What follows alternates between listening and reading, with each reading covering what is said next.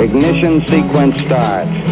6, 5, 4, 3, 2, 1, 0. Liftoff. We have a liftoff.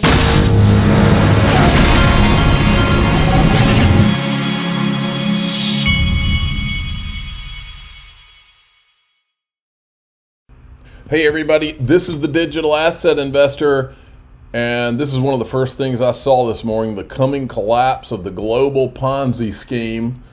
I wanted to show you this from this Zero Hedge article. It starts about right here. They're talking about CBDCs and all, and you know, our system and all this. But the state can't do anything significant without monopolizing money. The Orwellian central bank digital currencies will be the latest installment to control the monetary system. The new FedNow payment system, with its emphasis on user convenience, is providing the framework and psychological grooming for CBDCs. The shadow superpower. We can stop this from happening. 2 states, Florida and India, have effectively banned CBDCs as money in those states. Other states will likely follow. The government will outlaw cash at some point, but those who use it now are casting a vote against CBDC. Many people will turn to barter, some using barter metals and to the shadow economy. If this sounds desperate, consider how the global black market in 2011 was the world's fastest growing economy. Anyway, I won't go any further into that, but look, my hedges that's very simple to me when I see all of this.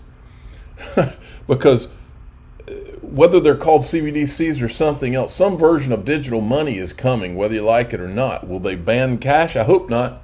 Brad Garlinghouse one time said that they wouldn't get rid of cash. In other words, you would have cash and CBDCs. But for me, I know that they're building CBDCs on the XRP ledger from the standpoint of protecting myself. The answer is XRP and gold. That's why I've got my own gold sponsor now. And that's why I continue to accumulate gold. You can too. Miles Franklin Precious Metals. Use my code DAI Gold. Either email them at info@milesfranklin.com or call them at 952-929-7006. That's to get the best pricing. Okay? Now, Dark Defender, XRP in the daily and monthly charts is super strong. He's broken down the resistance minor and proceeded to resistance major, which was at 133 and is now getting lowered to 123. Right here's the key. Above 123, we will be confident to discuss the all-time highs for XRP. So we need to get above $1.23 according to him. Then we've got this. Check this out. XRP liquidity has improved significantly after July's court ruling in the Ripple SEC case. Market depth rose from an average of 8 million in June to 12 million in early September, even as XRP's price and volume has declined. Now, folks, I was looking around this morning.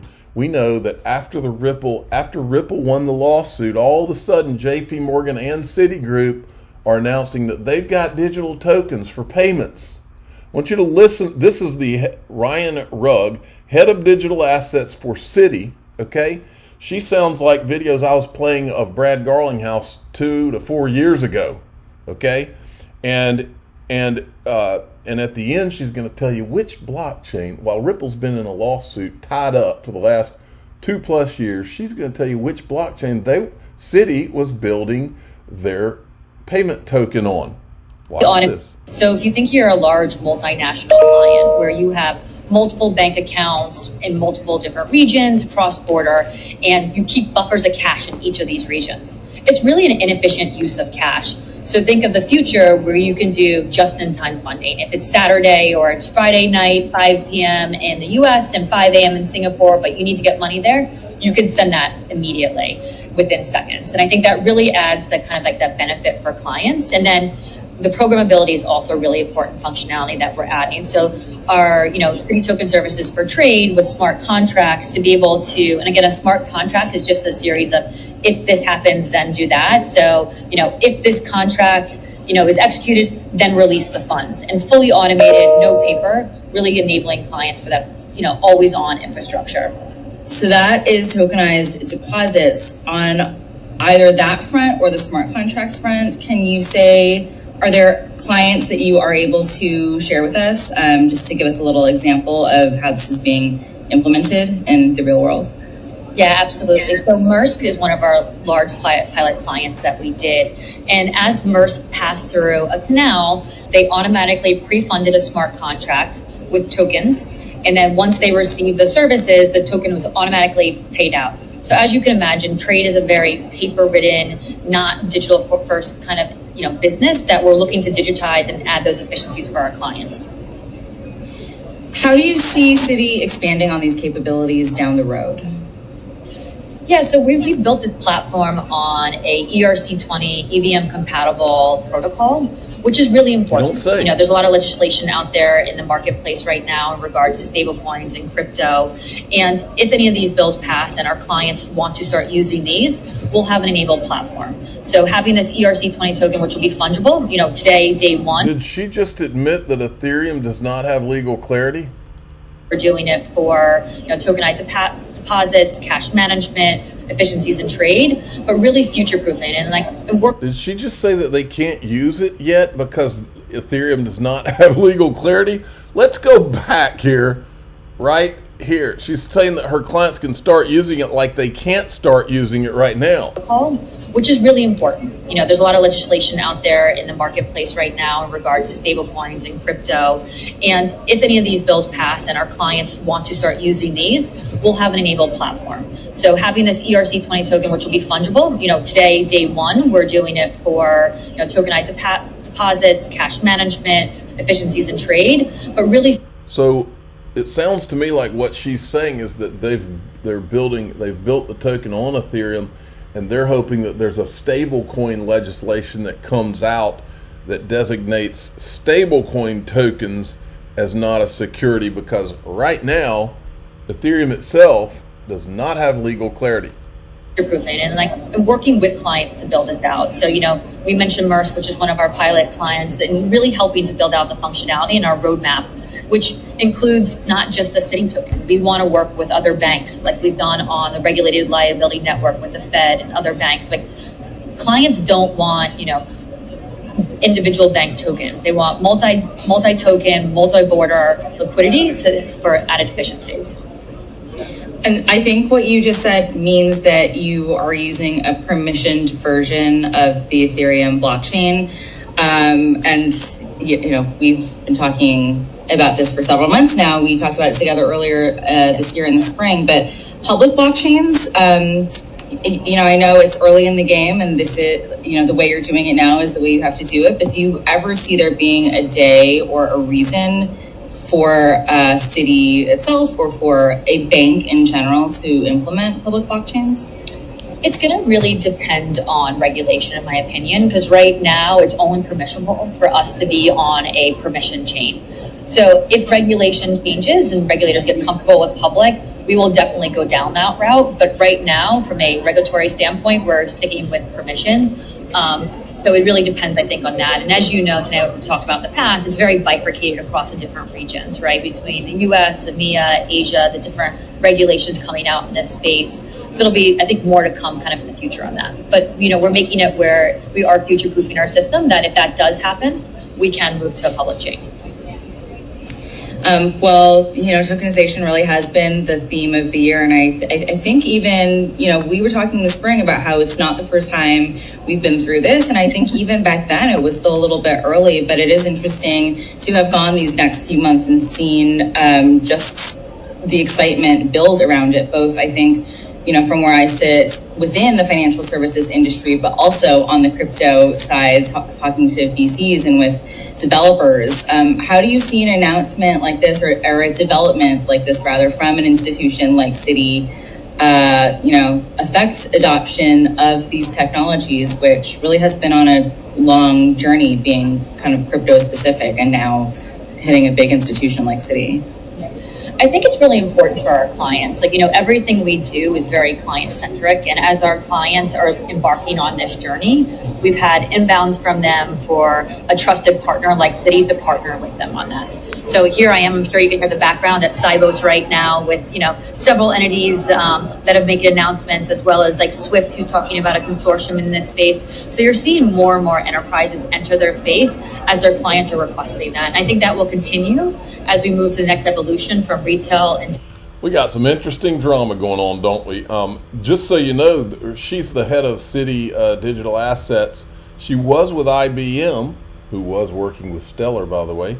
And before that, she was with R3. Look where she was back in the day. Good old JP Morgan. And then I just wanted to make sure that she realized. I said, hey, Ryan Rugg, I hate to break the news, but Ethereum does not have legal clarity. All it has is the Bill Hinman speech, which the SEC called his opinion. The opinion of the Division of Corporate Finance and several other things. They never could decide what it was. It was first it was his opinion, then it was the opinion of digital. I don't even remember where it ended up as far as what they said the speech was. XRP is the only digital asset with legal clarity. You may want to give Brad Garlinghouse and Ripple a call. He can help bring Citi into compliance with the XRP ledger. I know this burns. Heavy duty burns. I don't think any of them planned on that, folks. Now, Brad Combs from Digital Perspectives had put this out. Must listen, Bank of America CEO Brian Moynihan. The need for frictionless payments, it doesn't make sense to do it on your own. And this is, of course, the famous or infamous Bank of America patent that shows Ripple DLT. And here is the CEO of Bank of America. Talk about collaboration, because here at Sibos there's going to be a lot of opportunity, hopefully, for collaboration. Can you talk about how financial institutions are working together to make that payment system better? Yeah, and so I think you heard some of the dialogue earlier, but I think in the end of the day, with all the stuff that's going on out there, the cybersecurity question that was raised earlier, the need for frictionless payments, the need for speed, the need to connect payment systems that weren't necessarily connected. These are the things that we need to do in collaboration among participants allows us to let that happen.